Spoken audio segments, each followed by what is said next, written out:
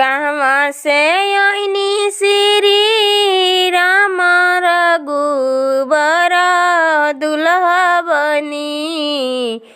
कहवा से अइली सीता सुंदर सिरवा सिंदूर परबे करी। कहवा से आईनी श्री राम रघुबर दुल्हा बनी। कहवा से आईनी सीता सुंदर सिरवा सिंदूर परबे करी। मथुरा से आईनी श्री राम रघुबर दुल्हा बनी। मिथिला से अइली सीता सुंदर सिरवा सिंदूर परबे करी।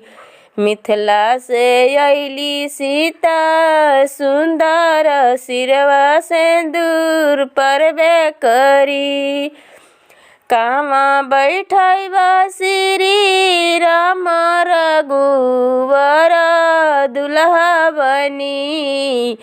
कहवा बैठैबा सीता सुंदर सिरवा सिंदूर परबे करी। कहवा बैठैबा सीता सुंदर सिरवा सिंदूर परबे करी।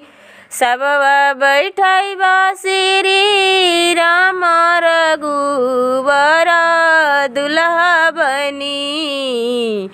कोहबर बैठैबा सीता सुंदर सिरवा सिंदूर परबे करी।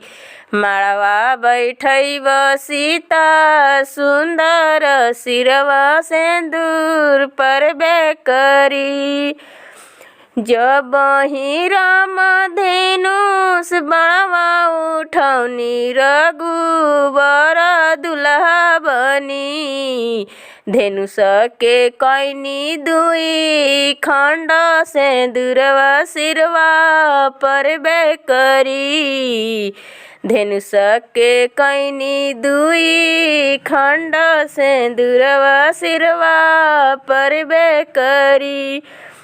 सीता जे डलली राम के गले ही मल्ला जय कर भइल। ऋषि मुनि लगवले जय कारत सीता सिरवा सिंदूर परी। ऋषि मुनि लगवले जय कारत सीता सिरवा सिंदूर परी।